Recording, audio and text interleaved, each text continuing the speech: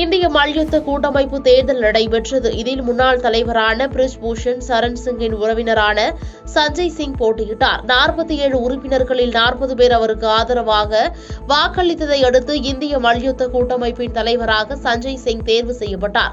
புதிய தலைவராக தேர்வான சஞ்சய் சிங்குக்கு கடும் மல்யுத்த வீராங்கனைகளிடம் எதிர்ப்பு கிளம்பியது. இந்நிலையில் தேர்தல் முடிவுகள் வெளியானதும் செய்தியாளர்களை சந்தித்த மல்யுத்த வீராங்கனை சாக்ஷி மாலிக் குற்றம் சுமத்தப்பட்ட பிரிஜ் பூஷன் சிங்கின் நெருங்கிய உறவினரான சஞ்சய் சிங் தலைவராக தேர்வு செய்யப்பட்டுள்ளார். இதை என்னால் ஏற்க முடியாது. எனவே நான் மல்யுத்தத்தில் இருந்து விலகுகிறேன் என கண்ணீர் மல்க தெரிவித்துள்ளார். பாதகம் செய்பவரை கண்டால் நாம் பயங்கொள்ளலாகாது பாப்பா. மோதி மிதித்து விடு பாப்பா, அவர் முகத்தில் உமிழ்ந்து விடு பாப்பா. அண்மை செய்திகளை உடனுக்குடன் தெரிந்து கொள்ள இணைந்திருங்கள் இயம்நாடு தொலைக்காட்சியுடன்.